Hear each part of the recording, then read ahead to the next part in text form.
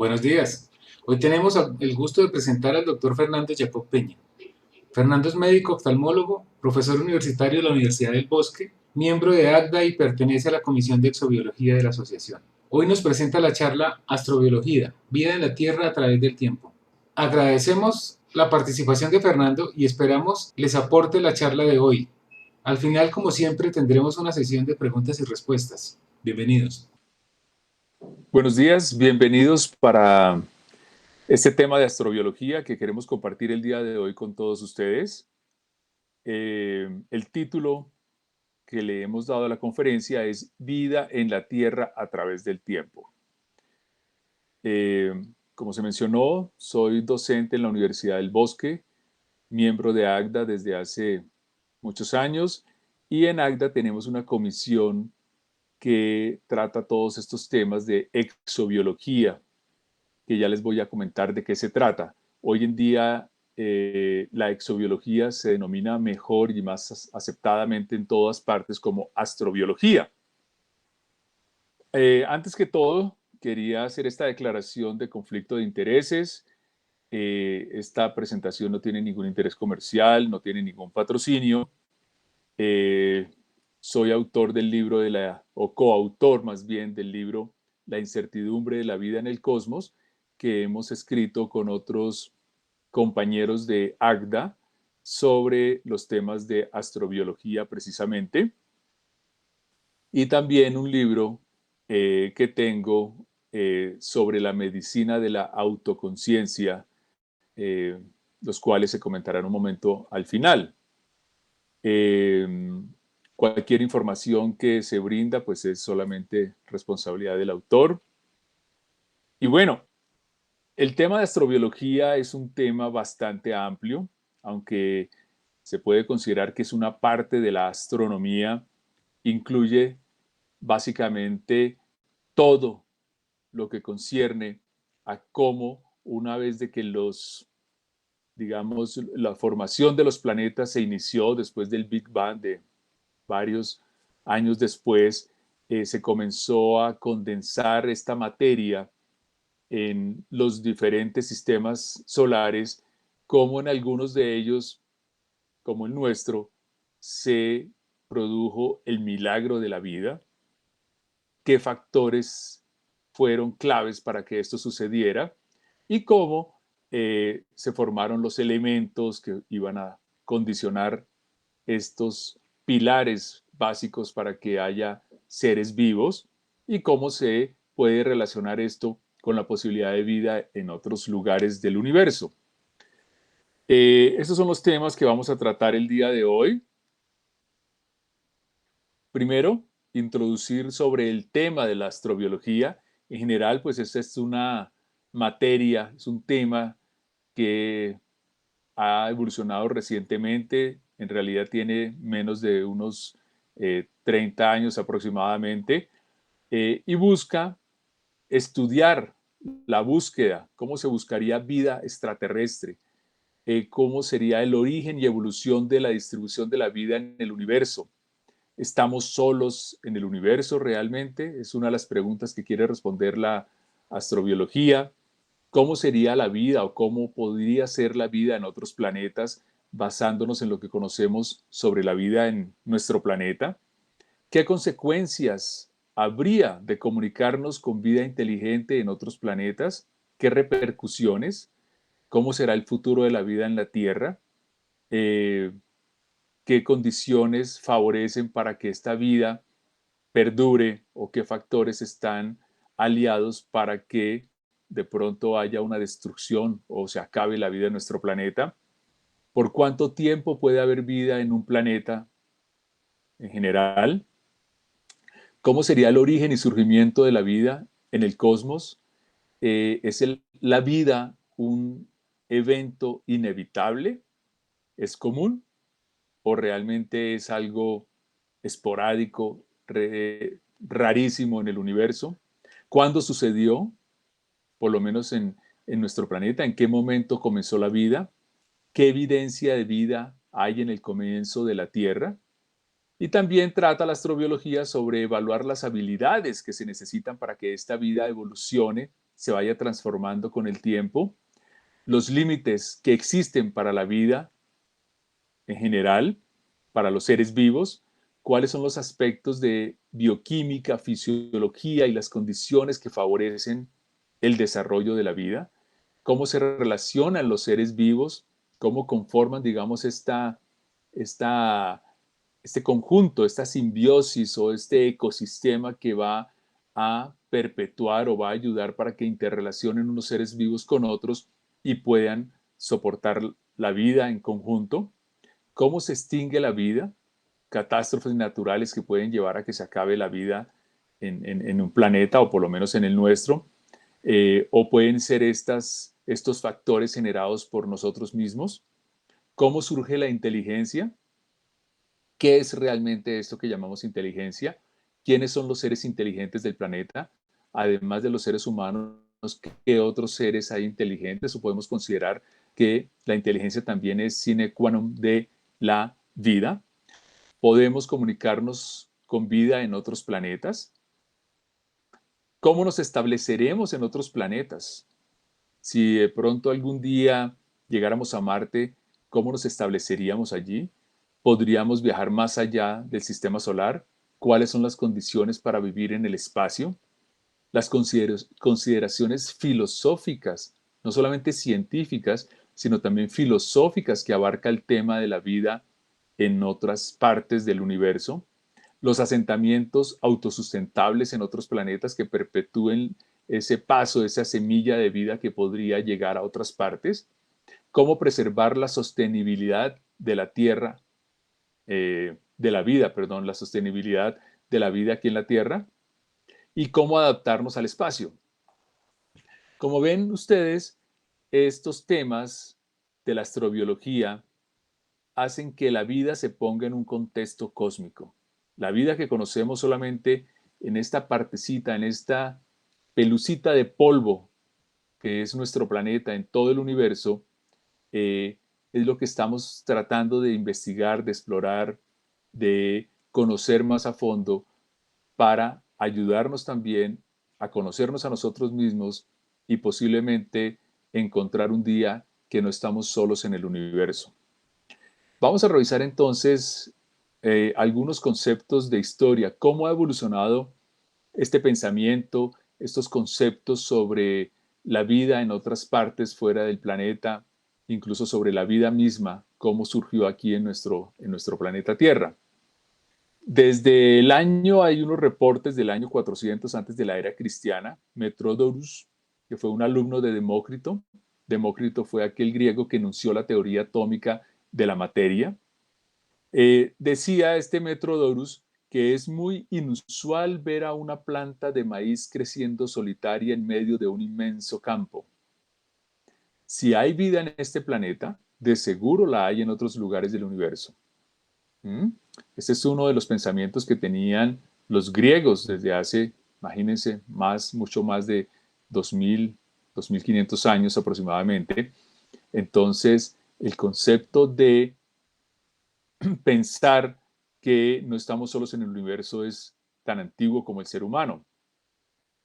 Ya en el siglo XVI, Giordano Bruno mencionaba que el espacio está lleno de constelaciones, soles y planetas. Solo vemos los soles porque dan luz. Los planetas están oscuros porque son pequeños y oscuros. Hay muchas tierras orbitando alrededor de sus soles. Esta era uno de los enunciados que llevaron a que la iglesia y los que estaban en contra de estos pensamientos tan liberales para la época de Giordano Bruno lo condenaran y fue quemado en la hoguera por sus especulaciones. Consideraban esto una especulación en aquella época. Más adelante, en el año 1600, Christian Huygens mencionaba que las manchas en Venus, Marte y Júpiter son nubes de agua, de lo que podía él observar a través de un telescopio, aunque eran rudimentarios, pero ya podía imaginarse que lo que percibía eran nubes y decía además, especulando, que la música de los habitantes de Venus y Júpiter debe estar en un alto nivel, al nivel de los clásicos de Francia o de Italia. Y hacia 1800, William Herschel decía que los círculos sobre la superficie de la Luna son hechos por los lunarianos. Él se imaginaba que habían seres habitando la Luna y que todos estos cráteres, pues que él veía, estos círculos, no los veía como cráteres, sino como círculos, eran una evidencia de los pueblos de estos lunarianos. En 1900, Percival Lowell, observando las líneas sobre la superficie de Marte, interpretó que eran canales de agua para traer el agua desde los polos al Ecuador y que posiblemente era por una civilización decadente por la sequía. Como pueden darse cuenta, la imaginación sobre la vida extraterrestre ha sido bastante enriquecida por todos estos filósofos y científicos en todas las épocas. En 1965, el Mariner 4 encontró que Marte es un desierto, es un vasto desierto, y la nave Venera de la Unión Soviética que aterrizó en Venus también confirmó pues, que en estos lugares no hay vida, las condiciones son bastante difíciles para poder pensar de que pueda desarrollarse lo que conocemos como vida aquí en la Tierra. Más recientemente se ha encontrado una evidencia de, de ríos como cicatrices, como los cauces que han quedado sobre la superficie en Marte, como este delta que se observó en la superficie por el Martian Rover en el año 2020, que hacen pensar que en algún momento en el pasado Marte tuvo agua sobre la superficie. Sin embargo, los científicos están muy seguros de que van a encontrar agua por debajo de la superficie, el agua subterránea sobre el planeta Marte, y que posiblemente en esta agua subterránea podría haber ya alguna evidencia, o podríamos encontrar más adelante evidencia de vida. Buscando todas estas maneras o explicaciones, buscando una explicación para saber cómo surgió la vida en nuestro planeta, en el año 1952 los científicos Urey y Miller realizaron un experimento que es muy conocido, posiblemente es muy familiar para todos ustedes. Este experimento en donde él colocó en varios tubos todos los elementos que son básicos o que se consideraban que existían en la Tierra al comienzo de que existiera vida, se llaman las condiciones prebióticas, y entonces puso esto como el metano, amoníaco, hidrógeno, agua, y además agregó electricidad simulando todas las tormentas eléctricas que pudieron haber en este momento de turbulencia y que se estaba conformando todas las partes de esta Tierra recién formada. Lo más sorprendente de este experimento, pues después de unos días que lo dejó ahí en el laboratorio, observó que salió una sustancia y esa sustancia contenía algunos aminoácidos como glicina, alanina, ácido aspartico y ácido glutámico, que se sabe son parte fundamental de las proteínas que a su vez hacen parte de los seres vivos. Entonces, no se pudo crear, digamos, vida en el laboratorio. Nunca se ha podido crear vida en el laboratorio hasta el día de hoy.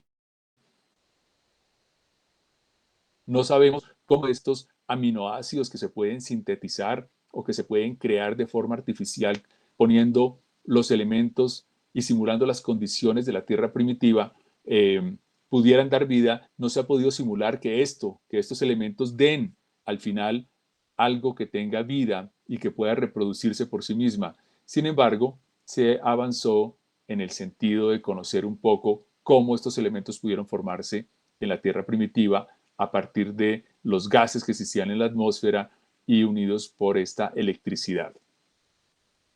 De todas maneras, se sabe desde en lo que conocemos que la Tierra tiene de formación aproximadamente unos 4.500 millones de años.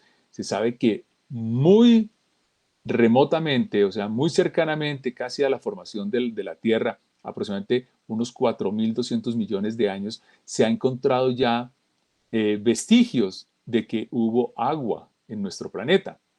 Y más adelante, hace unos 3.500 millones de años, se han encontrado estos microfósiles que fueron hallados en Australia, dando, digamos, una evidencia de cuándo pudo comenzar a formarse los primeros seres vivos sobre la superficie de la Tierra. En el año 1975, las naves Viking 1 y Viking 2 llevaron a cabo los primeros experimentos de astrobiología en Marte. Examinaron el suelo, llevaban algunos, digamos, un microlaboratorio, un mini laboratorio que lo transportaban, que cogía algunos elementos de la Tierra, de la superficie, los analizaba, les ponía los reactivos y podía determinar, digamos, cuáles eran las condiciones o si había vida. Pues obviamente no se ha encontrado vida, pero se hicieron varios experimentos que ayudaron a dilucidar un poco sobre cómo fueron los procesos iniciales para la formación de vida y si esos procesos estaban presentes o no en el planeta marciano. Más adelante vamos a ampliar sobre esto. En 1970 se envió la primera señal eh, para ver si alguna inteligencia extraterrestre pudiera detectarla desde el radiotelescopio de Arecibo en Puerto Rico. A la derecha se ve cómo fue esa señal. Se envió pues obviamente con el radiotelescopio y lo que llevaba de mensaje era los números del 1 al 10, los elementos básicos para la vida en la Tierra, como el hidrógeno, carbono, nitrógeno, oxígeno, fósforo, la conformación química de estos elementos, la conformación molecular del ADN, eh, una forma, digamos, aproximada de cómo es el ser humano, cuántos habitantes hay en ese momento o había en ese momento en el planeta, cuál es la posición de nuestro planeta con respecto al sistema solar y una imagen de el radiotelescopio, de la antena de donde se envió la señal. Esto se envió pues esperando que hubiera alguna respuesta. Hasta el día de hoy oficialmente no se ha obtenido ninguna respuesta a esta señal que se envió en aquel entonces. La nave Cassini también, buscando vida o bloques necesarios para la vida en el sistema solar, ha reportado, se ha encontrado, por ejemplo, que en Enceladus, que es una luna de Saturno, hay geysers y hay otros elementos que se sabe que estuvieron desde la formación de nuestro planeta y que son básicos posiblemente o que tienen algún papel en el desarrollo de la vida, como el sílice, el sodio, agua, metano, que eran abundantes en la Tierra primitiva. Y estos geysers, como vamos a ver también más adelante, son zonas posiblemente son ventosas que contienen calor, que son agua caliente, como las que se han observado aquí en algunas zonas en la Tierra, en donde existen eh, microorganismos que, a pesar de que son condiciones bastante extremas para que exista la vida, pueden estar algunos de ellos aquí y posiblemente hace pensar que en algunos sitios del sistema solar, como Enceladus, podría en el subsuelo, en la parte subterránea, encontrarse quizás algunos de estos microorganismos, o por lo menos hace pensar de que existen las condiciones que podrían favorecer que existieran algunos microorganismos similares a los que hemos visto aquí en geysers y en sitios donde, a pesar de las extremas temperaturas, hay presencia de vida. La sonda Higgins también sobre Titán, que es una luna de Saturno, encontró que la superficie está llena de rocas de hielo sobre ríos de metano y etano líquido, en forma líquida. Entonces, aunque son condiciones bastante desfavorables para la vida como la conocemos nosotros, hacen pensar también, de todas maneras, de la posibilidad de que puedan existir microorganismos que pueden sobrevivir en alguno de estos medios. En 1995 se reportó, comenzó prácticamente de manera oficial, el reporte de planetas extrasolares que son llamados exoplanetas. El primero de estos planetas se encontró en la constelación de Pegasus, Pegasus 51, muy diferente a la Tierra, era de gran tamaño. Vamos a ver más adelante también sobre estos exoplanetas. Y entonces comenzó así otra parte de la historia de la astrobiología, en donde comenzamos a encontrar la presencia ya de planetas fuera del sistema solar. Es decir, eh, la posibilidad de que existan planetas y posiblemente más adelante aparecieron algunos que son similares a la Tierra, hace pensar que la vida podría estar en muchos otros lugares además del sistema solar. De todas maneras, aunque no hayamos encontrado todavía seres de manera oficial, seres extraterrestres y vida en otras partes del universo, estamos llenos de estas imágenes de alienígenas que están en nuestra cultura, en el cine, la televisión, la literatura, etcétera. Y vemos aquí, por ejemplo, desde los comentarios y el programa de radio de Orson Welles que aterrorizó a toda la nación de Estados Unidos cuando simuló una invasión de marcianos, películas como 2001 Odisea del Espacio, Perdidos en el Espacio, Star Trek, Extraterrestre, La Guerra de las Galaxias y más recientemente todos estos programas que invaden todos los hogares de todas las personas del mundo y que nos hacen, digamos, pensar que la posibilidad de vida extraterrestre es muy real. Algunos pues pueden estar especulando, no lo sabemos. De todas maneras, el hecho es de que en la población en general el tema de vida extraterrestre es algo que se tiene de manera muy palpable y que para muchos es una realidad. Pero ¿qué es la vida? Es lo que se cuestiona la astrobiología. ¿Qué es la vida y cómo pudo desarrollarse en nuestro planeta? Entonces, aunque el tema vida o la definición de vida parece algo obvio, porque podemos ver, digamos, en el caso de una mascota que tiene un comportamiento complejo, una de las características pues, de esta mascota que tiene vida es que crece, se puede replicar, tiene un metabolismo porque come, digiere y convierte lo que come, algunas cosas las convierte para su propio crecimiento y otras pues las va a excretar, guarda información porque tiene el DNA en sus células, evoluciona, ya que ha hecho parte de una evolución al estilo darwiniano y se va adaptando al cambio, o sea, se ha adaptado al cambio en la historia del proceso evolutivo de los mamíferos sobre el planeta. Entonces, sabemos que todo esto lo tiene esta mascota, pero definir esto como vida no es fácil.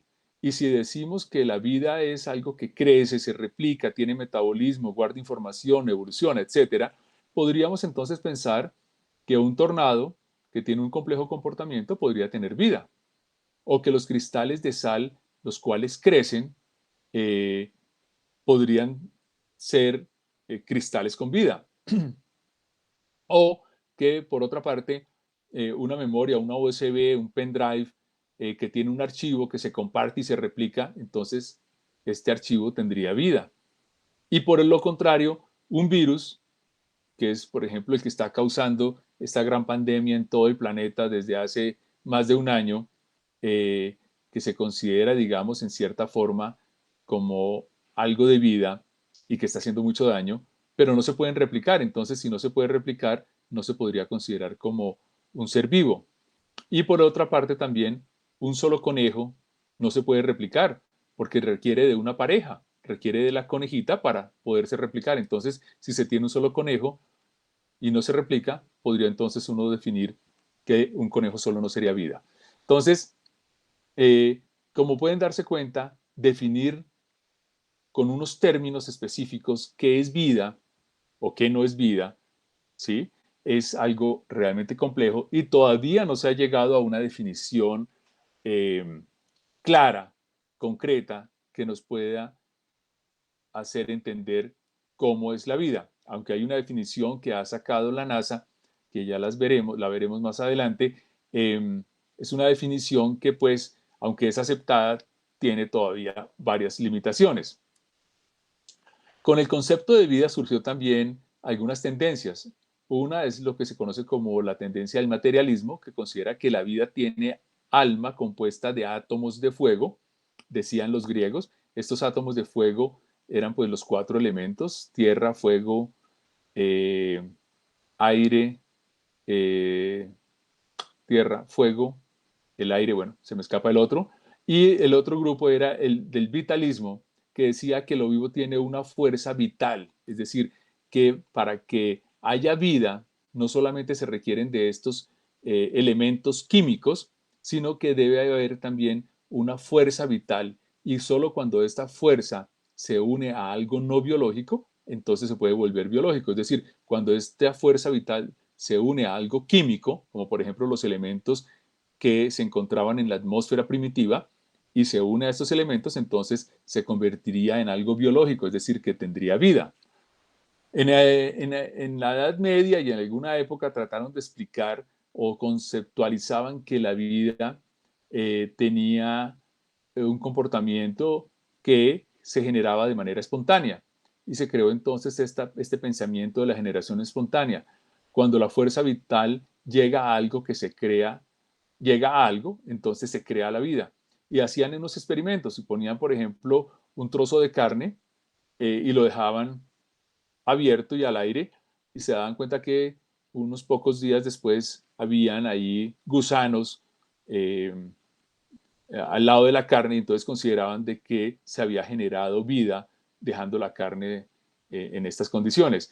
Pero después se hicieron varios experimentos hasta que pudo, digamos, derrumbarse la teoría de la generación espontánea, haciendo experimentos donde se dejaba un frasco abierto con carne y llegaban las moscas, y pues después de que ponían los huevos aparecían las larvas.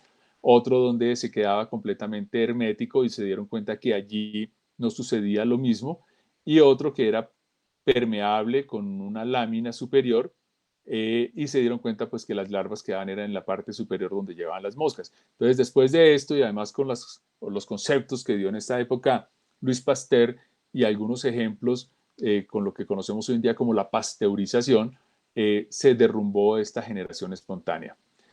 Hoy en día no hay una definición clara de vida. ¿Mm? No hay nada que pueda, digamos, abarcar todo este concepto de vida. Sin embargo, como les decía, la NASA en el año 1992 hizo una aproximación a definirla, y dice que es un sistema químicamente autosostenible capaz de llevar una evolución darwiniana.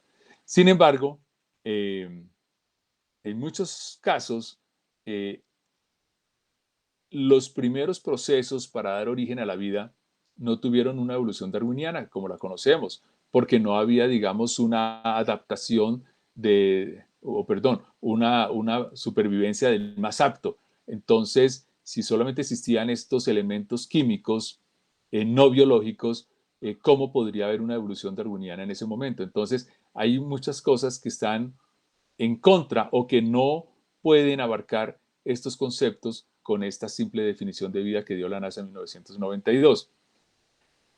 La vida en la Tierra, de todas maneras, surgió formando, digamos, primero unos seres unicelulares, es decir, una sola célula, y más adelante la acumulación de varios de estos fueron conformando seres más complejos, multicelulares, hasta que organizaban, digamos, un sistema vivo más complejo que fue evolucionando ya, sí, de acuerdo a un modelo darwiniano. Los microorganismos, los microbios, fueron descubiertos en el siglo XVII por Anthony van Leeuwenhoek, y hoy en día se sabe que es la forma más abundante y diversa de vida en la Tierra.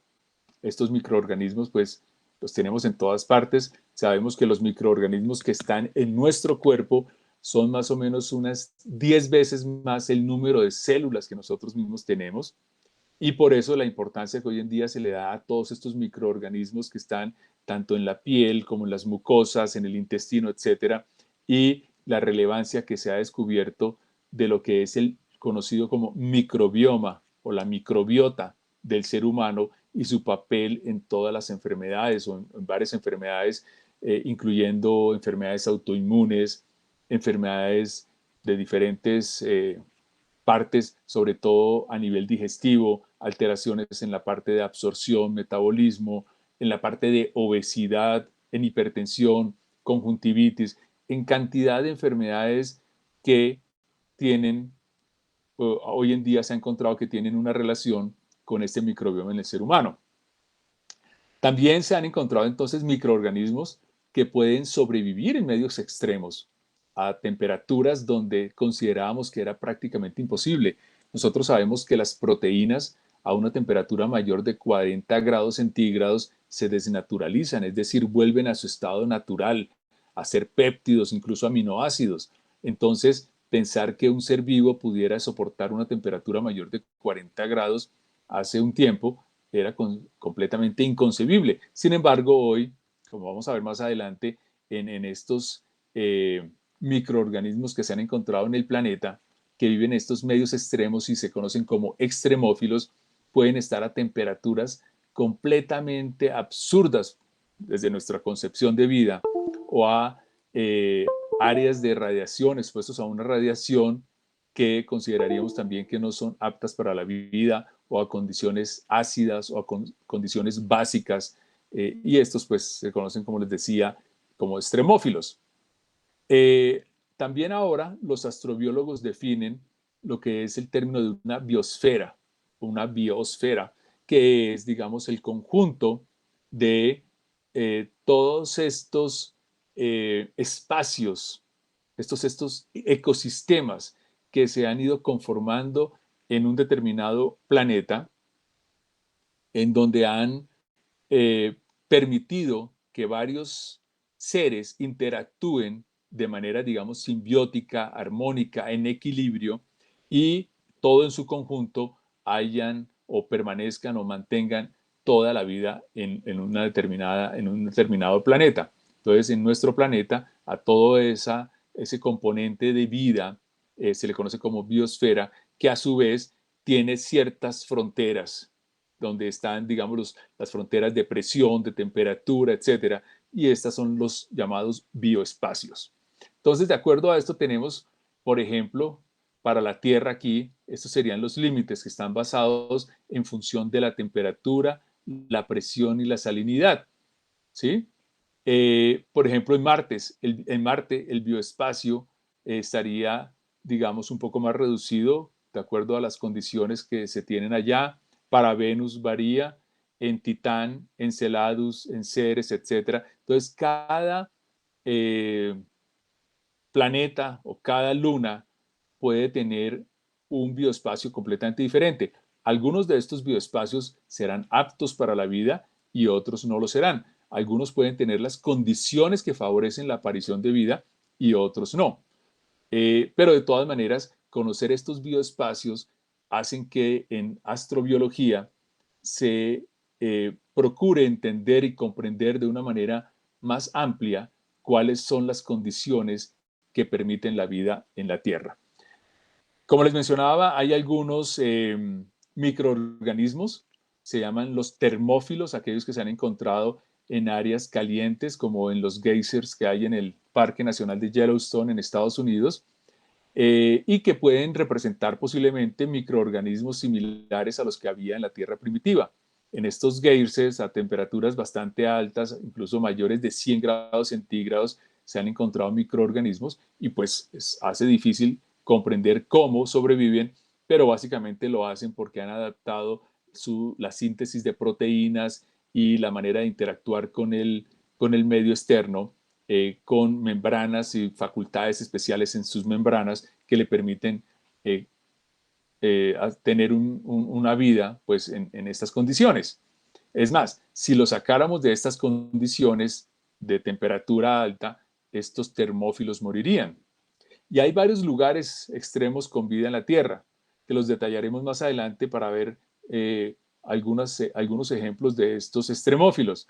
Pero básicamente están, por ejemplo, en el permafrost, por ejemplo, en las superficies congeladas, en los fondos oceánicos, en las ventosas, en el fondo del océano, cerca de los volcanes, en zonas extremadamente desérticas, en ríos ácidos como el río Vinotinto que está en España, bueno, y en diferentes lugares subterráneos cerca de zonas donde hay incluso lava.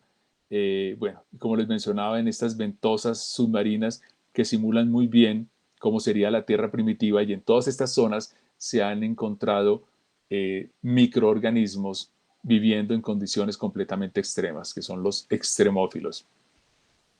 Entonces sabemos que hoy en día la vida en la Tierra está más o menos desde una área de 3 kilómetros arriba en la superficie, en la atmósfera, eh, y hasta la corteza. Los límites superior exactamente e inferior de vida no se conocen. Se han encontrado microorganismos casi en la estratosfera. Algunos microorganismos se han hecho con experimentos en el Hubble, perdón, sí, en el Hubble no, sino en la estación espacial, y se ha visto cómo pueden sobrevivir varios meses en el espacio, sin aire, sin oxígeno, con una radiación impresionante, y han sobrevivido. Y la biosfera se calcula, o sea, esta zona, esta área donde hay vida en nuestro planeta, se calcula que tiene entre 10 y 20 kilómetros, es decir, desde unos 3 kilómetros hacia arriba, ¿sí? Por encima del nivel de las nubes aproximadamente, por encima de la troposfera, casi llegando a la estratosfera, y hasta unos 15 a 20 kilómetros por debajo de la corteza terrestre. Conocer los límites en la Tierra además nos ayuda a entender la posibilidad de vida en otros planetas. Si hay vida en áreas tan profundas en nuestro planeta, podríamos pensar que en áreas profundas de Marte, de Enceladus, de Titán, de algunas otras zonas, por lo menos del sistema solar, podría eventualmente aparecer microorganismos que viven en condiciones similares a las que viven estos extremófilos aquí en nuestro planeta. Ahora, ¿cómo sería esta estructura de la vida o cómo se ha formado la estructura de la vida en nuestro planeta? Básicamente, la vida en nuestro planeta está conformada por todos los elementos de la tabla periódica. Sin embargo, los bloques fundamentales que se sabe que conforman todos los seres vivos son estos 6 elementos: carbono, hidrógeno, nitrógeno, oxígeno, fósforo y azufre.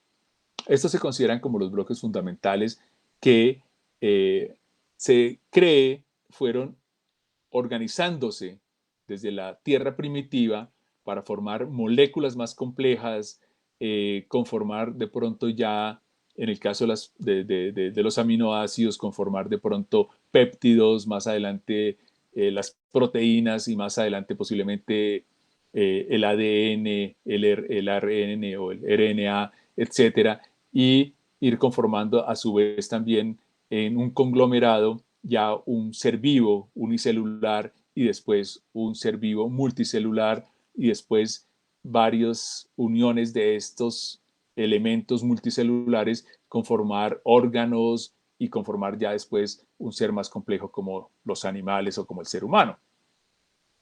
Entonces, esta es la estructura desde los átomos que estaban en la formación de los sistemas solares, del planeta, etcétera, fueron conformándose a medida que se iba enfriando la Tierra, conformaron pues entonces moléculas, y posiblemente pues después los aminoácidos, las proteínas, los azúcares, los lípidos, que son a su vez hoy en día las bases de nuestro sistema, y que es lo que tiene el alimento que nosotros llevamos a nuestras bocas y que van a transformarse después en la parte estructural en nuestros huesos, músculos, etcétera, ¿no? Las proteínas, los azúcares, los lípidos, que van a conformar los tejidos, órganos, organismos, y en general después ya toda la biosfera, que estaría conformada por estos ecosistemas, las plantas, los animales, etcétera, que conforman la vida en nuestro planeta. Sin embargo, algo que siempre se ha encontrado en nuestro planeta, y es que todo se basa en el carbono. La vida en nuestro planeta está basada en el carbono, es el eje que une a todos los demás átomos. Aquí tenemos, por ejemplo, en la conformación de una proteína, está el átomo de carbón conformando aquí una proteína, o conformando las hileras de cadenas de carbono con hidrógeno, oxígeno, etcétera, en esta estructura conformando lípidos o conformando aquí carbohidratos, etcétera, ¿sí? Pero siempre está el carbono, ya que es un átomo que tiene unas facultades especiales que hacen que se conforme de una manera apropiada en cadenas y haga como una columna vertebral para la conformación y la unión de otros elementos que van a conformar de esta manera eh, complejos químicos y moléculas más complejas que se presentan en los seres vivos. Ahora, ¿cómo se conformó la vida desde este átomo de carbono, desde estos átomos iniciales que estaban presentes en la Tierra primitiva, cómo se conformaron después en moléculas y cómo en algún momento empezó a tener vida, es algo que todavía no se sabe. Eso es lo que trata la astrobiología y es lo que tratamos de dilucidar al estudiar todas estas estructuras, eh, digamos, moleculares, químicas, que hacen parte de los seres vivos. Las proteínas entonces pudieron formar moléculas más complejas como el DNA, el RNA, que a su vez después pudieron replicarse, mantener información y al replicarse hacer una copia exacta de la anterior y entonces de esa manera hacer un traspaso de toda esa información de un organismo a toda su descendencia. Y sabemos entonces que la vida está basada en el carbono y además en un líquido neutro que ha permitido, digamos, ser el catalizador o más bien el medio que permite que se puedan mezclar adecuadamente todos estos átomos y estas moléculas, que es el agua. Entonces, hay un pero siempre en esta estructura de la vida que se ha encontrado y es que hasta ahora no se ha podido explicar que solo por azar se haya organizado secuencias de aminoácidos de manera que puedan organizar algo con significado, como una molécula con información genética.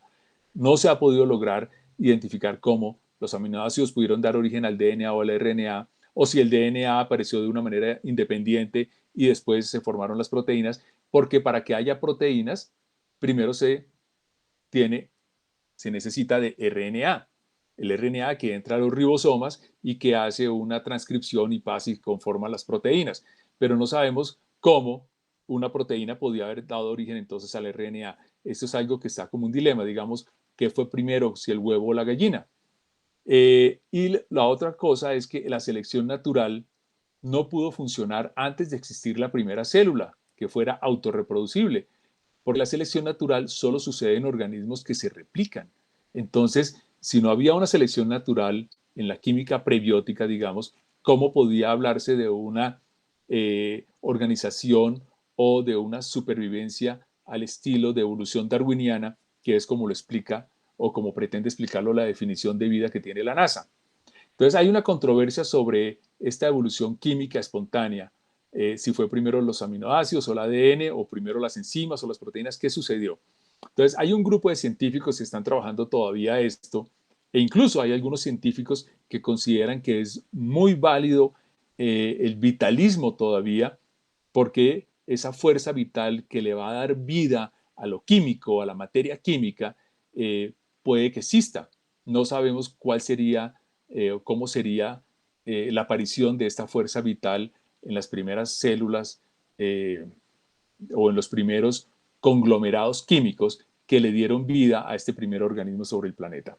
Entonces hay una gran, digamos, una gran discrepancia, una gran confusión sobre cómo pudo haber sucedido esto en un comienzo, debido básicamente también a la complejidad. Todos estos sistemas, cómo se divide, cómo se abren las dos hélices del DNA, cómo transcribe la información al RNA, cómo pasa a los ribosomas y cómo se transcribe toda esa información para conformar las nuevas proteínas, etcétera. Es algo realmente muy complejo que todavía no se ha podido encontrar una explicación plausible que pueda dilucidar que esto sucedió también en la Tierra primitiva, dando origen a la vida.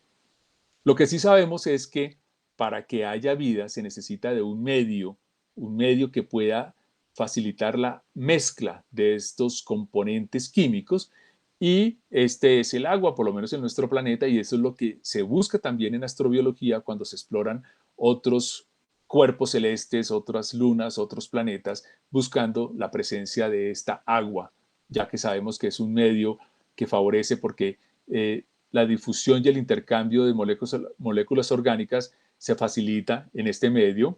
Además tiene los enlaces de hidrógeno, que son moléculas hidrofílicas, favorece la organización de moléculas, es productor de arcilla y disipador de calor, que es otro punto importante porque sabemos que en un comienzo la temperatura en la Tierra podría estar muy elevada en algunas zonas y entonces la arcilla pudo servir como un medio, un catalizador también para que apareciera la vida y por eso se cree además de que las primeras células con vida o los primeros microorganismos pudieron estar bajo la superficie, protegiéndose de la radiación, porque no teníamos ozono en esta tierra primitiva, tenían que estar, digamos, protegidos de una radiación excesiva y la arcilla parece que pudo tener un papel importante como disipador del calor y como conglomerador de moléculas para facilitar que estas pudieran llevar a cabo reacciones químicas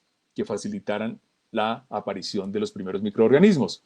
En el 1945, este científico J. de Bernal fue el primero que anunció que la arcilla es una base esencial para la vida. Esto creó además otro componente en esa época, desde 1945, porque saltaron muchos grupos religiosos diciendo pues que la Biblia tenía razón, porque si la arcilla se ha encontrado que es un buen disipador del calor y que favoreció la presencia de vida, entonces esto estaba en la Biblia cuando se menciona que el hombre fue creado de una bolita de arcilla y que después llegó el soplo, la energía vital, y le dio la vida a Adán, ¿no? Entonces, siempre estos conceptos de vida siempre tienen un componente que no es fácil de manejar porque hay grupos científicos, grupos religiosos, filosóficos, todos que tienen sus propios intereses y que quieren aprovechar, digamos, cada descubrimiento o cada concepto para fortalecer más sus creencias, bien sea científicas o bien sea religiosas o bien sea filosóficas.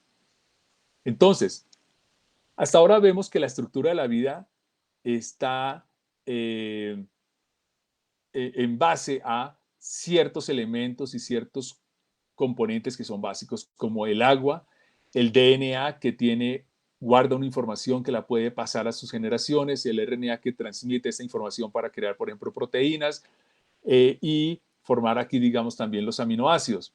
Y tenemos aquí los elementos que son básicos como el carbono, hidrógeno, oxígeno, nitrógeno y fósforo, los aminoácidos que también tienen estos mismos elementos, además del azufre, y que van a conformar las proteínas, que además son los catalizadores de los procesos que requiere el DNA y el RNA y que requieren las enzimas. Por otro lado, las grasas o los lípidos, que tienen también los mismos elementos y que conforman las membranas celulares, que es un punto importante, porque estos lípidos, vamos a verlo más adelante también, son clave porque fueron el punto de partida donde pudo encerrarse en un componente, digamos, más cerrado, más sellado, la información o los primeros organelos que iban a ser parte del primer microorganismo.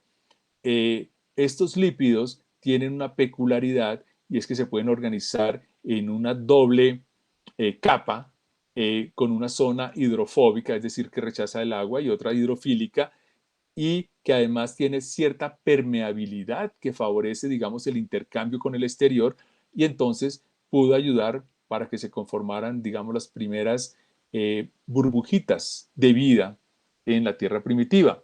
También están entonces los carbohidratos que se encuentran en el DNA y en el RNA, estos azúcares.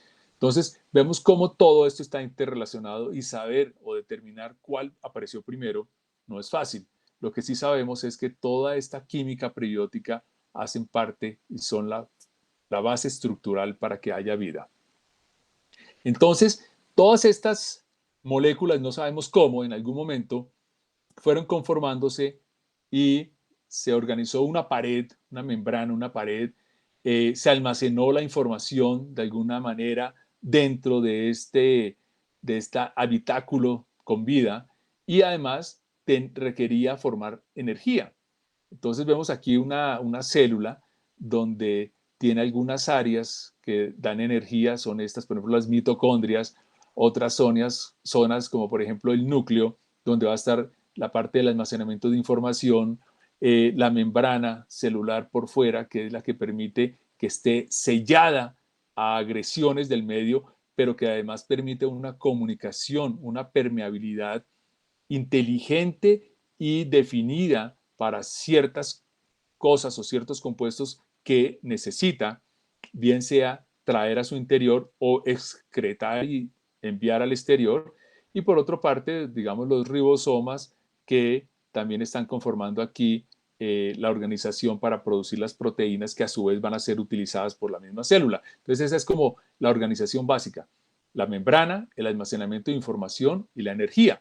La primera, la membrana o la pared celular, sabemos que es esta conformación de dos capas de lípidos que separaron, digamos, la bacteria, perdón, el microorganismo, más bien, digámoslo así, la primera célula que apareció sobre la Tierra y permitía aislarla del exterior y aislar el interior para que no fuera agredido por elementos nocivos y a la vez, como les decía, permitir que algunas sustancias puedan pasar para tener una información con el exterior, para la parte de alimentación o para la parte de excreción o para otras, otras funciones, como vemos, por ejemplo, ya en las células más complejas de un organismo vivo como nosotros o como los otros animales, que requieren de información entre unas células y otras y ya desde un tejido a otro para poder subsistir. Lo otro es el sistema de información que se fue organizando entonces en esta doble hélice del DNA y vemos cómo pues, se fue organizando en los cromosomas y que al dividirse cada una de estas células quedaban de manera exacta en las nuevas generaciones. Y lo otro era la parte de energía o es la parte de energía. Sabemos, por ejemplo, que los heterótrofos son aquellos que obtienen la energía del carbono, ¿sí? Los fotótrofos son aquellos que obtienen la energía de la luz, ¿sí? Y los quimiolitótrofos que obtienen la energía de las rocas. Entonces, había eh, varios modelos, digamos, de vida que empezaron a aparecer sobre el planeta.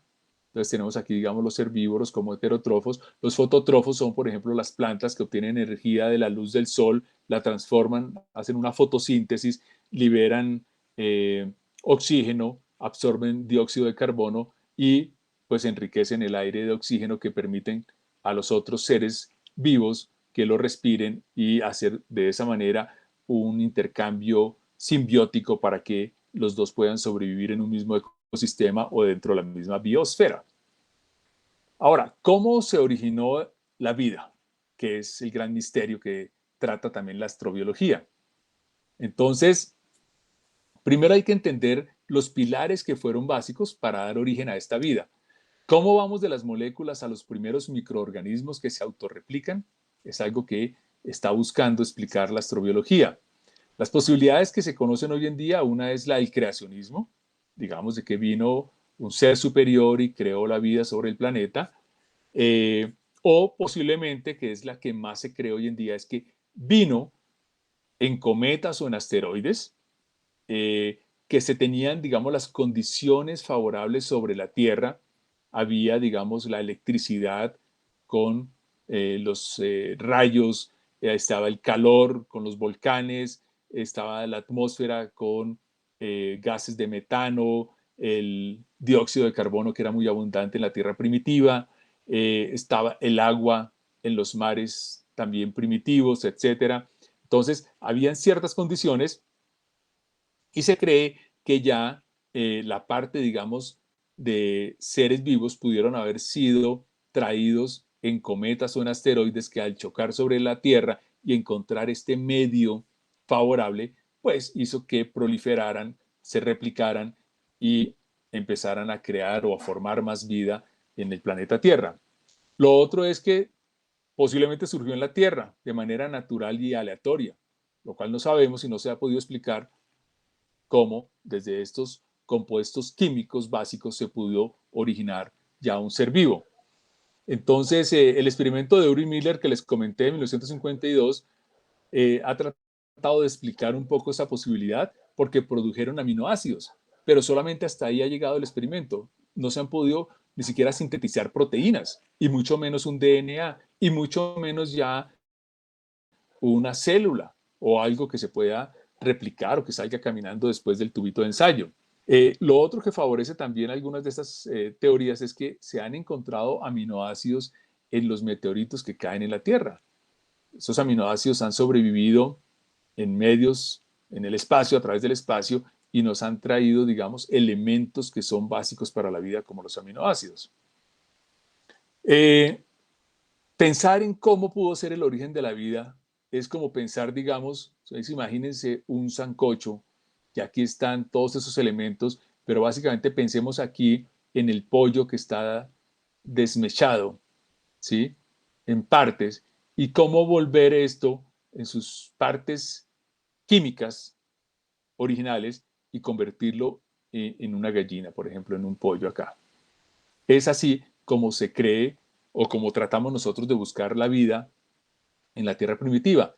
Los elementos originales, el carbono, el nitrógeno, hidrógeno, el agua, etcétera, y cómo esto gradualmente dio origen, estaban en una sopa primitiva con calor, etcétera, y cómo esto dio origen a un ser vivo. Esto es, obviamente, algo completamente desconocido a nuestro nivel científico actual. Algunos dicen que pudo surgir de manera doble. Por un lado, de manera independiente pudieron surgir los aminoácidos creando las proteínas, y por otro se formaron los nucleótidos que dieron origen al DNA y al RNA. Después se unieron los dos en una bolita de grasa con una pared lipídica, como mencionábamos, dando origen entonces a una protocélula, es decir, a una célula primitiva, y después esta célula fue adquiriendo una complejidad que fue otorgando las características de vida.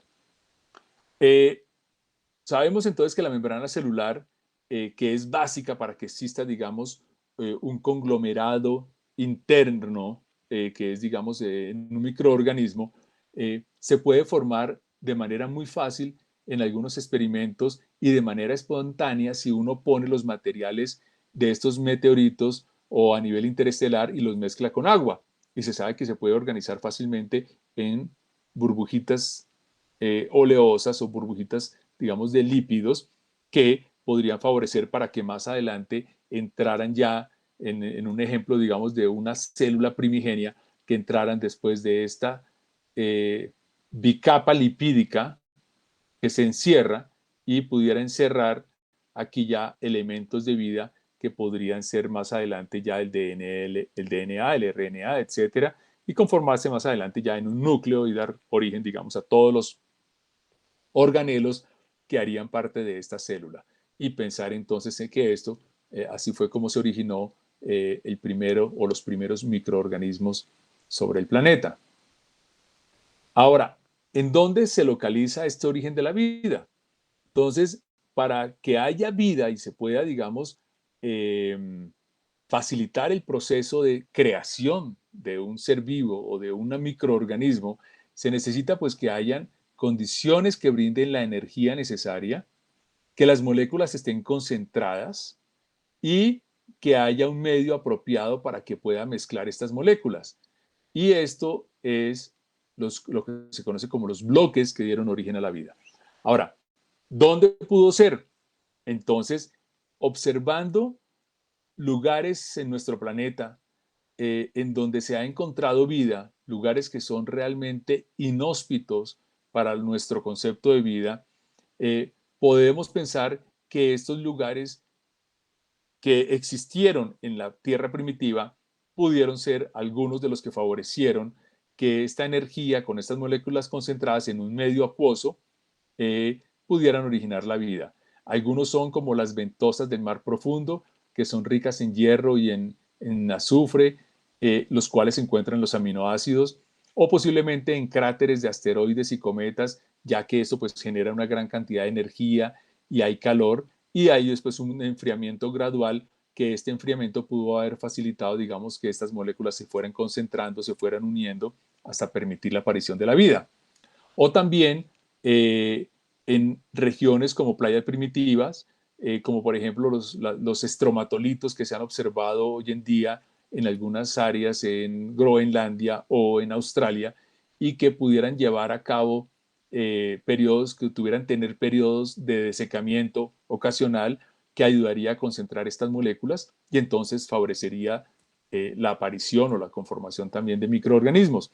O en termales volcánicas, donde sabemos que hay calor, hay energía y pueden facilitar esa concentración molecular. Cualquiera de estos medios pudo favorecer la aparición de la vida.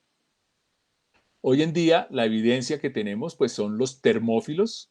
Por ejemplo, en los geysers, son fuentes termales. Sabemos que pueden sobrevivir aquí estos microorganismos a temperaturas de más de 80, 100 e incluso más de 100 grados centígrados. Y eso pues, nos hace pensar que si hoy en día están estos extremófilos viviendo en estas condiciones, posiblemente en la Tierra primitiva también podían estar viviendo estos microorganismos que fueron el origen, digamos, de las primeras señales de vida en nuestro planeta. Entonces, la química alternativa que podría explorarse en otras partes es un área importante que estudia también la astrobiología. Si sabemos que en la Tierra la vida está basada en carbono, en los componentes como metano, el DNA, las azúcares, los lípidos, las proteínas, todas estas están basadas en carbono y son los elementos o las moléculas que están en los seres vivos. Y sabemos que el carbono se une fácilmente a otros átomos y que los compuestos son estables, ya que por ejemplo como el DNA, podríamos pensar que esta química de la Tierra es la que más favorecería la aparición de vida o las favorecería la vida en otros lugares del universo. Sin embargo, podría explorarse también si la vida está basada en el sílice, aunque se sabe que el sílice es estable con el oxígeno, ya que se ha visto en algunas rocas de sílice como el cuarzo, pero evita formar otros compuestos.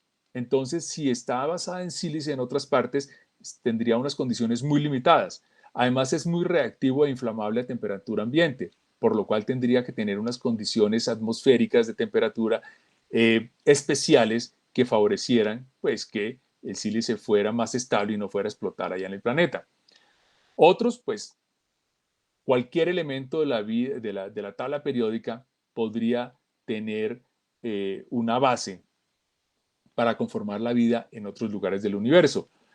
Sin embargo, los gases, por ejemplo, tienden a ser muy inactivos y, por ejemplo, si se basara solo en oxígeno, nitrógeno, etcétera, tiene reacciones muy limitadas. Entonces, seguimos pensando, o los astrobiólogos que están estudiando estas posibilidades de vida en otras partes del universo, siguen pensando que lo más favorable o lo que más posibilidades tiene para generar vida es que la química sea muy similar a nuestro planeta. Y por eso estamos buscando, o se están buscando, tierras en el universo en la búsqueda de planetas extrasolares que sean lo más similares a nuestro planeta, porque tendría las condiciones más similares, que también vamos a ver esa parte sobre cuáles son esas condiciones que tiene nuestro planeta dentro del sistema solar que podrían favorecer la aparición de vida.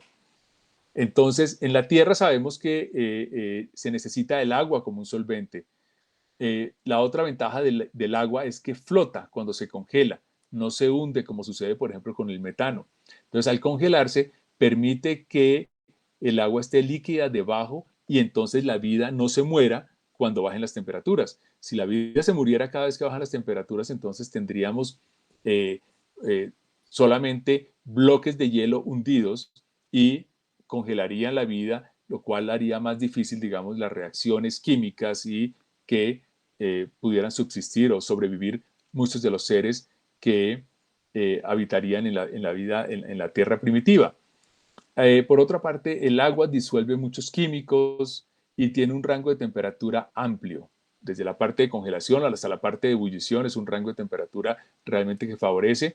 Y como vimos, los termófilos y hay otros que también permanecen en unas áreas más congeladas, permiten que vivan estos microorganismos gracias también a esta, digamos, facilidad, a este rango amplio de temperatura que tiene el agua. Y además permite varias reacciones en diferentes medios, a nivel gaseoso o en diferentes medios, por ejemplo, en medios como los de arcilla, eh, la presencia de agua que se ha encontrado en algunas rocas, la presencia de agua incluso en zonas volcánicas, en las ventosas, en las profundidades del mar, etc. Entonces, en diferentes medios, esta agua favorece o tiene los medios que podrían favorecer la aparición de la vida.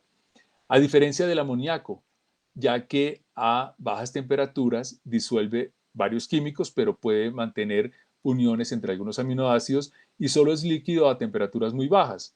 Y además el amoníaco se hunde cuando se congela, lo cual acabaría con la vida en momentos de glaciación o de congelación. Y el otro es el fluoruro de hidrógeno también, que aunque se disuelve muy bien, es raro en el universo y destruye con facilidad algunos compuestos orgánicos. Entonces vemos como aquí el agua es el medio más favorable para que se desarrolle la vida, el agua líquida especialmente, y entonces es otra de las características, otra de las condiciones químicas que se buscan en el universo para considerar que hay mayor probabilidad de vida. Y como veíamos antes sobre los bioespacios, entonces hay diferentes parámetros clínicos, químicos y parámetros físicos que van a dar origen a los diferentes bioespacios. Veíamos cuál era el bioespacio que tenía el planeta Tierra, que era un poco más amplio en otros planetas como Venus, Marte, etcétera, y en algunas de las lunas del sistema solar estos bioespacios son más reducidos, pero podríamos pensar que si hay vida en otras partes del universo fuera del sistema solar, tendrían que existir en unos bioespacios completamente diferentes, ¿sí? Digamos, si este fuera el del planeta Tierra, podríamos tener aquí uno donde fuera en amoníaco, otro en sílice, etcétera. Entonces, podrían existir diferentes bioespacios y eso es algo que desde el punto de vista científico se puede considerar. Ahora, ¿cuáles fueron las condiciones de esta Tierra en sus inicios? Entonces sabemos que pues la Tierra se formó cuando se formó poco después el sistema solar, o sea, poco después de la formación del sistema solar que se formó pues de estas nubes que se expandieron después del Big Bang. Estas nubes se fueron colapsando por gravedad, se formó la protoestrella que tuvo una mayor densidad dentro de una nebulosa y la nebulosa empezó a girar alrededor de la estrella. Luego hubo un flujo bipolar formando la nebulosa y dentro de la nebulosa la protoestrella que empezó, digamos, a tener ya reacciones de fusión nuclear. Se generó un viento por esta protoestrella que empuja un material por fuera de la nebulosa o hacia la parte externa y entonces se forman estructuras en la nebulosa y en el centro queda la estrella. Y en el centro de la estrella pues empiezan a haber reacciones de fusión nuclear donde el deuterium se fusiona con el tritium, que son átomos de hidrógeno, y forman helio con un neutrón. Y esta formación del helio liberando un neutrón es lo que libera energía y hace, digamos, que perpetúe la condensación de energía dentro de esta estrella. Y eso es lo que hace, digamos, que pues vaya generando el calor, la luz, etcétera, que va a ser necesaria para que todas las demás partes de esta nebulosa que se van condensando y formando después los planetas puedan tener condiciones favorables para la vida. En la nebulosa entonces el material comienza a colapsar, se forman los planetas, primero los planetas más gaseosos como Júpiter y Saturno y luego los más rocosos, que estos pedazos de roca, como por ejemplo Mercurio, Venus, la Tierra y Marte, quedan más cerca de la protoestrella y posiblemente debido a toda esta dinámica de la formación de los sistemas solares, algunas podrían migrar a la parte exterior como sucedió con Urano y Neptuno. Entonces, las condiciones de esta Tierra hace unos 4.600 millones de años eran así, formándose a partir de esta nebulosa, estos protoplanetas, esta protoestrella, y se ha encontrado ya que las primeras rocas eh, datan de aproximadamente unos 3.600 millones de años, que se han encontrado al oeste de Groenlandia, en una zona que se llama Isua. Y se sabe porque se han encontrado piedras calizas que son formadas a partir de carbonatos que sugieren la presencia de agua líquida. Incluso hay otros elementos que sugieren la presencia de agua líquida desde unos 4.200 millones de años. Es decir, casi desde el momento en que empezó a enfriarse la Tierra, empezó a formarse también el agua líquida en el planeta. También se han encontrado piedras arenosas metamorfas que son sedimentarias y estas piedras solo se forman donde hay agua, lo cual favorece la idea de que desde sus comienzos hubo agua en nuestro planeta. O los pilares de lava que se forman a partir de las erupciones volcánicas cuando entran en contacto con el agua. Se ven aquí, digamos, y estas formaciones solo surgen cuando hay agua presente. Todo sugiere entonces que al comienzo había un movimiento además de placas tectónicas, que es otro punto que se ha encontrado como necesario para que haya vida, que existan estas placas tectónicas que al moverse en su parte dinámica generan energía y esta energía puede tener un papel importante en la generación de vida. Entonces, este movimiento de placas tectónicas con el agua y las grandes masas de tierra pudieron estar presentes desde hace 3.600 millones de años eh, y la atmósfera inicial que se sabe tenía la Tierra era muy baja en oxígeno y con abundante dióxido de carbono. El Sol era menos luminoso y había menos calor por parte del Sol. Podría haber más calor por parte, digamos, de la generación de, de nubes por los volcanes, etcétera, y las ventosas que existían sobre el planeta.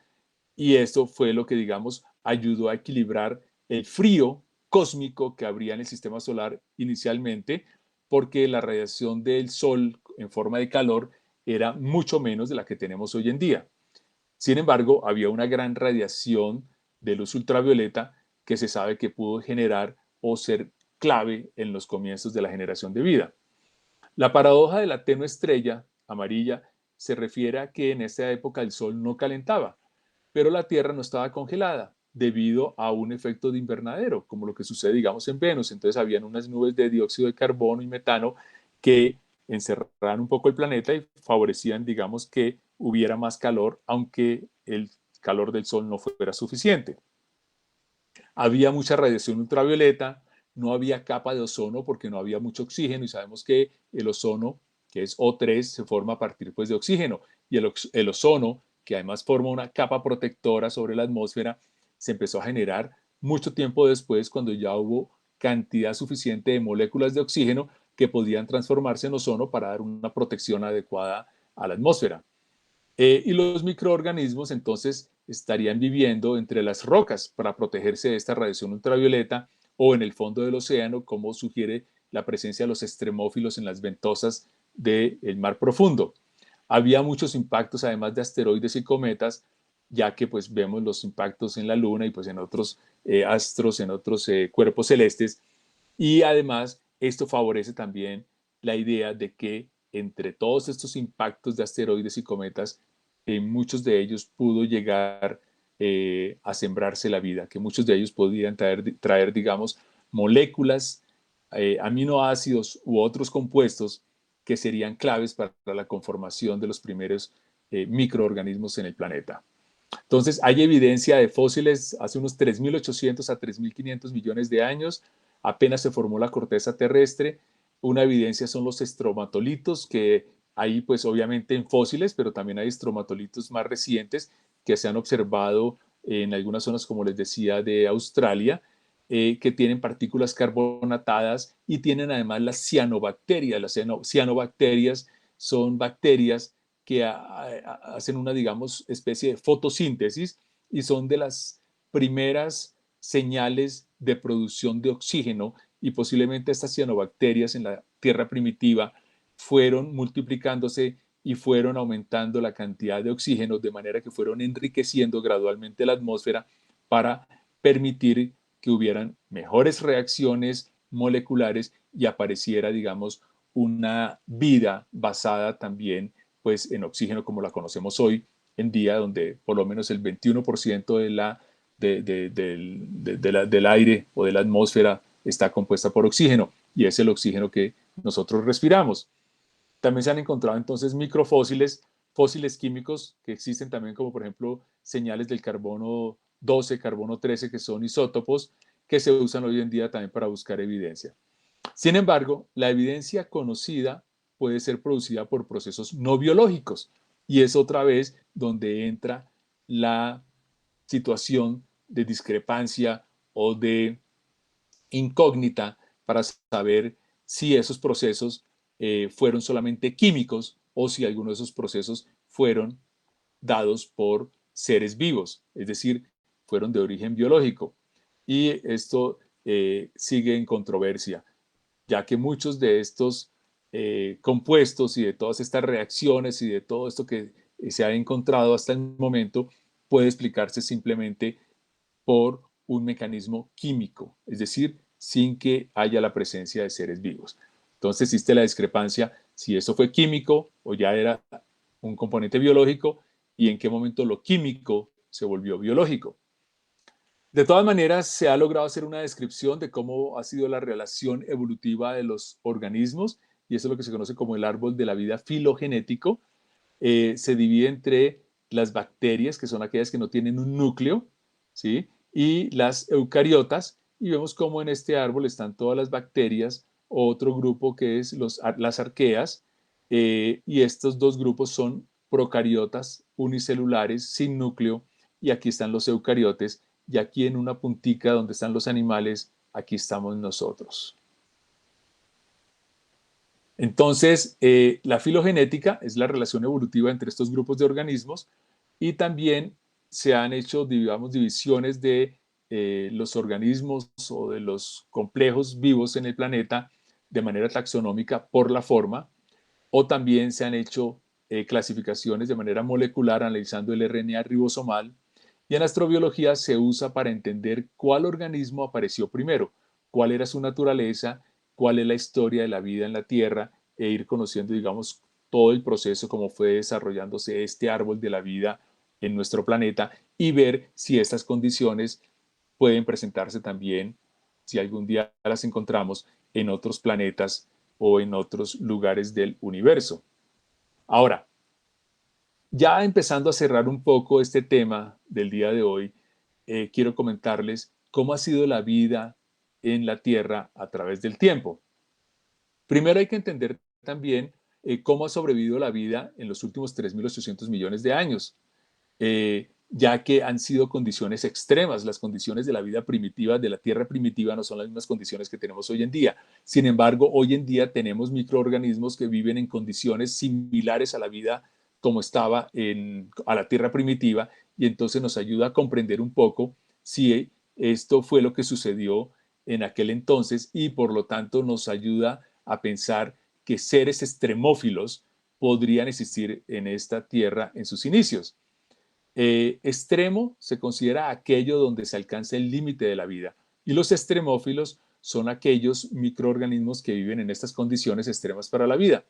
La mayoría de estos extremófilos son procariotas, es decir, no son eucariotas, son procariotas, de acuerdo al árbol de la vida filogenético que veíamos anteriormente, y pueden estar en lugares calientes, lugares fríos, muy salados o muy secos, o muy ácidos o muy alcalinos, o con alta presión o con alta radiación.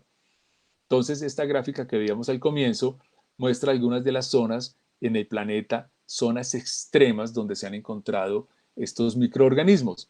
Cuando se encuentran en áreas muy calientes se llaman los termófilos, generalmente entre 50 y 80 grados centígrados, o los hipertermófilos cuando son temperaturas mayores de 80 grados centígrados.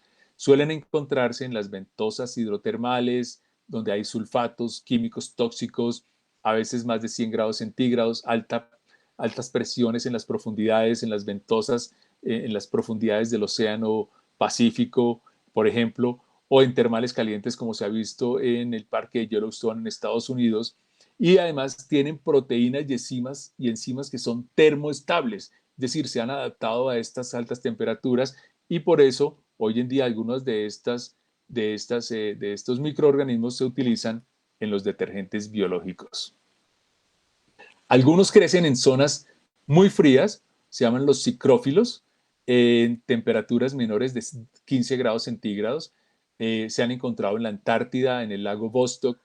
En estas zonas o en estos microorganismos se sabe que los lípidos se pueden solidificar y ellos evitan esta solidificación de los lípidos y, por ejemplo, sus membranas celulares, incorporando una grasa no saturada, que es como la grasa poliinsaturada que tienen los peces, la mayoría de los peces, o como la grasa insaturada que tienen, por ejemplo, hoy en día muchos compuestos vegetales, como por ejemplo eh, tenemos las nueces, digamos, eh, la macadamia, el pistacho, todas estas son nueces que tienen grasas no saturadas y que por lo tanto no se solidifican como se solidifican las grasas más saturadas, como este colesterol de baja densidad que a veces tenemos nosotros también y que es lo que tapa las arterias y puede producir, digamos, todos estos estragos en nuestro organismo. Entonces, estos microorganismos se adaptan a ese frío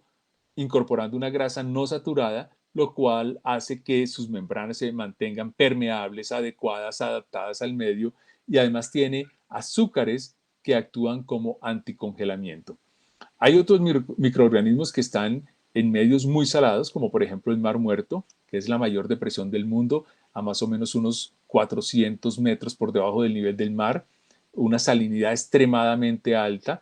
La sal saca saca el agua de las células por ósmosis y entonces esta es la manera como utilizan estos microorganismos para sobrevivir en este medio tan salino como el Mar Muerto. O en medios ácidos, también se han encontrado como en el río Tinto en España, que tiene un pH de 0.4. Sabemos, recordemos que el pH neutro, el que tiene más o menos el agua es de 7, un pH de 7, que es lo que facilita la mayoría, digamos, de reacciones químicas, de solución de varios compuestos, la interacción de varios compuestos químicos, etcétera, pero a niveles tan bajos como este pH son áreas tan ácidas, pH 0.4 de este río, se han encontrado microorganismos. Y la manera como ellos sobreviven es que sacan protones de la célula para equilibrar este pH.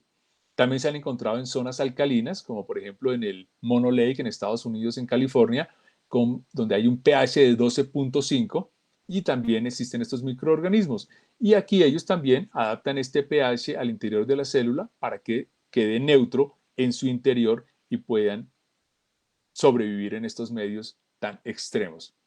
También hay microorganismos que sobreviven a altas presiones, son los microbios piezófilos, como por ejemplo los que se han encontrado en la fosa de las Marianas a más de 11.000 metros de profundidad, con presiones mayores de 1.000 atmósferas.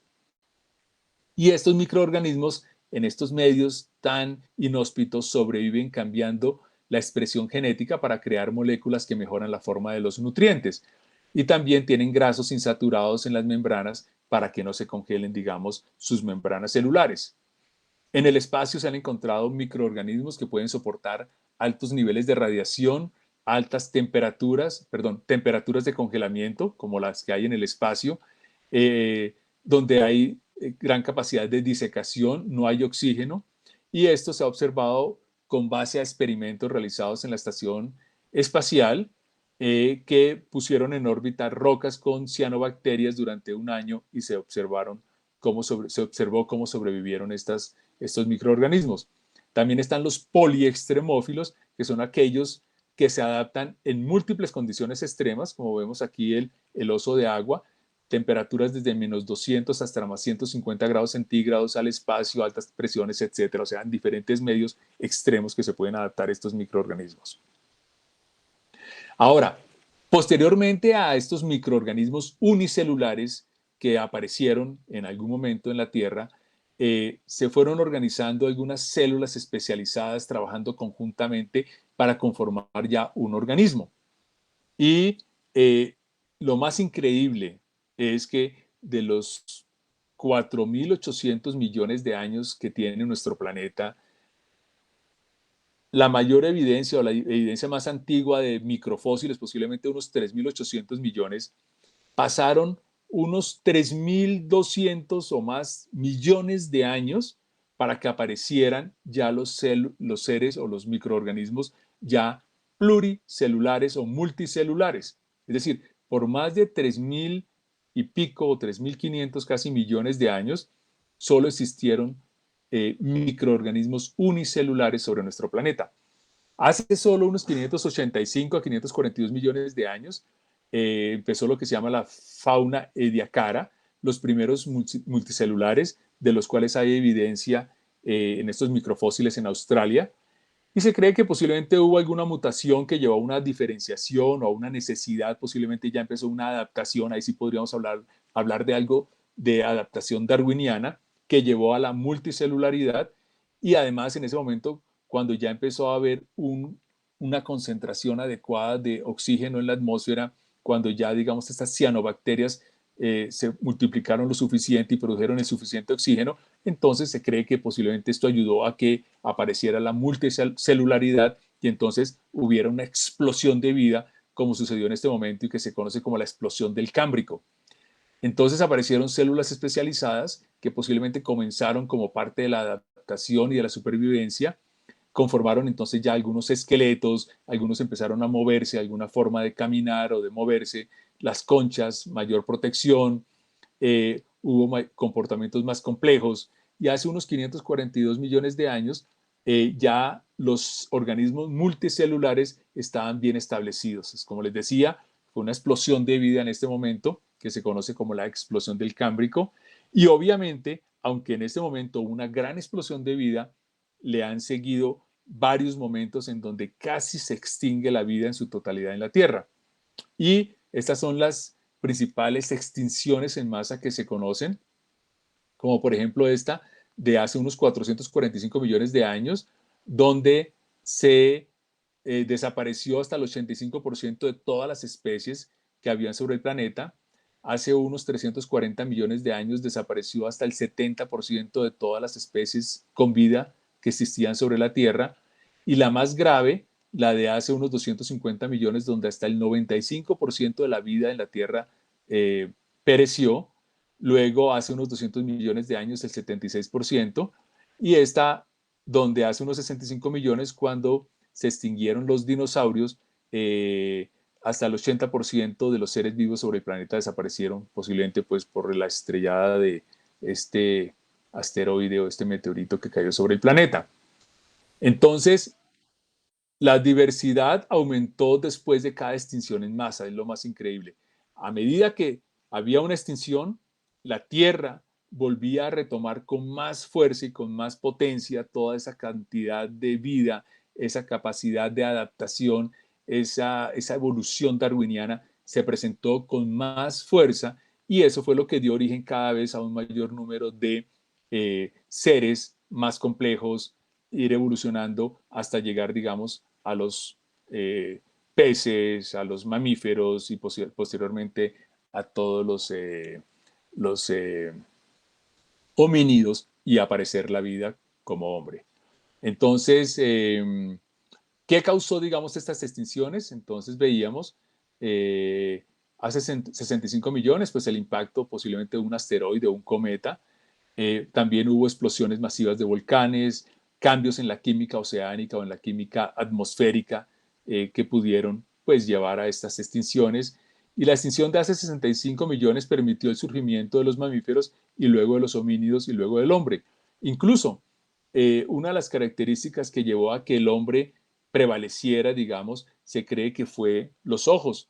Al comienzo casi todos estos seres tenían los ojos por detrás o hacia los lados, pero a medida que se fueron posicionando en la parte frontal, se sabe que esto hizo que surgiera entonces la socialización.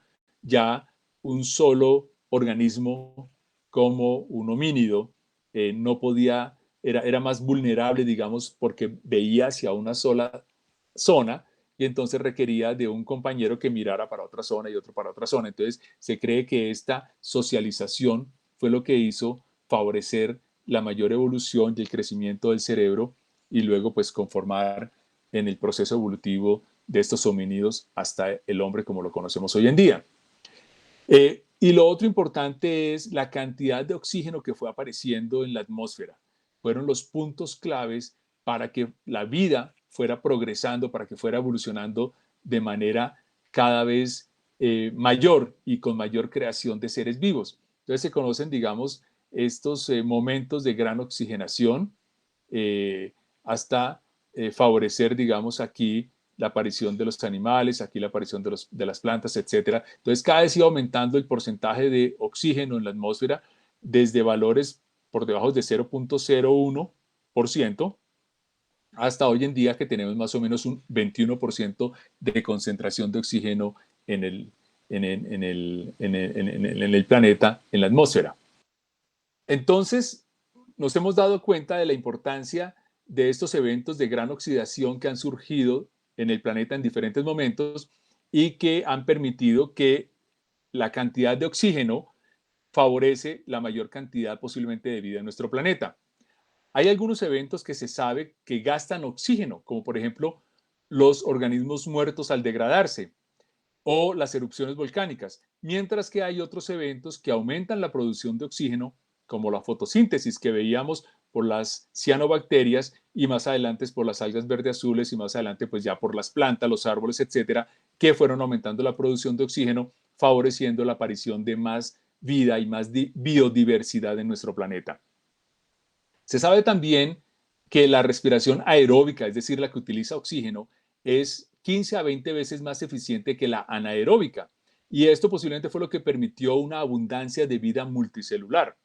Por otra parte, los minerales como los proxy nos cuentan la historia del desarrollo de la oxigenación del planeta, ya que estos minerales se forman a diferentes concentraciones de oxígeno y se ha encontrado en algunas de estas piedras, como las que están aquí a la derecha, la uraninita, la pirita y la siderita, que tienen concentraciones diferentes del hierro y el hierro oxidado y nos ayuda a comprender entonces los momentos, de acuerdo a esa cantidad de oxidación, los momentos en donde había más o menos oxígeno en nuestro planeta. En conclusión, la astrobiología es la parte de la astronomía que nos ayuda a comprender nuestra posición en el universo y nuestros objetivos de vida como seres humanos. La búsqueda de vida o sus elementos primordiales y sus condiciones nos pueden ayudar también a entender la vida en la Tierra y posiblemente a ver cómo será la vida en otros planetas. Tendríamos que preguntarnos cómo cambiarían nuestros conceptos e ideas si encontramos vida inteligente y qué estamos haciendo para sobrevivir. ¿Realmente estamos cuidando nuestro planeta? ¿Realmente estamos comprendiendo toda esa complejidad, todo eso que ha tomado el planeta en crear vida, en crearnos a nosotros en 3.800 millones de años y estamos apreciando todo esto? ¿Estamos listos para cambiar nuestra percepción del universo?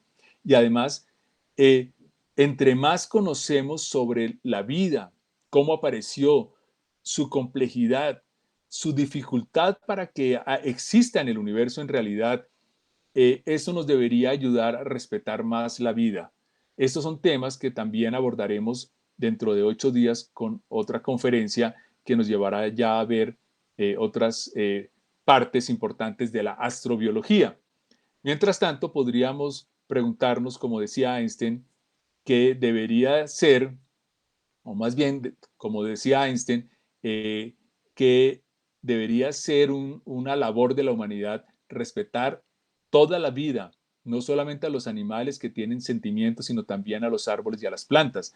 En realidad, esta es una de las funciones importantes de la astrobiología, llevarnos a respetar la vida, llevarnos a cuidar más nuestro entorno, nuestro planeta y ver si podemos sobrevivir un buen tiempo más hasta que tengamos algún contacto con seres más inteligentes fuera del nuestro, fuera de nuestro planeta.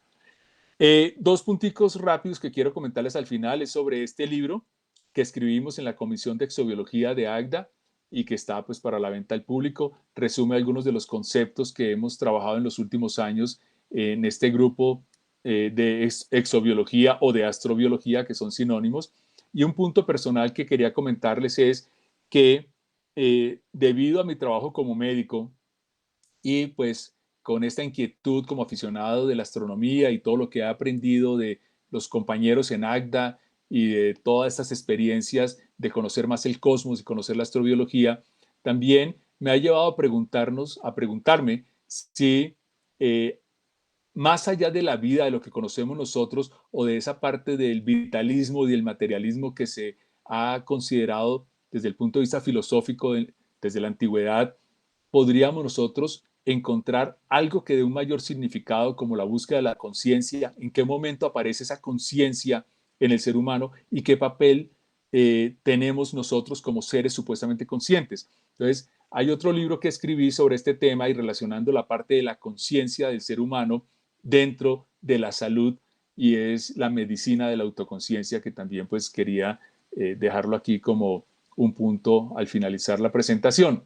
Les agradezco mucho a todos haber permanecido hasta este momento en la charla, y pues si tienen alguna duda, alguna pregunta, estaremos aquí con el equipo de ACDA con mucho gusto. Muchísimas gracias a todos.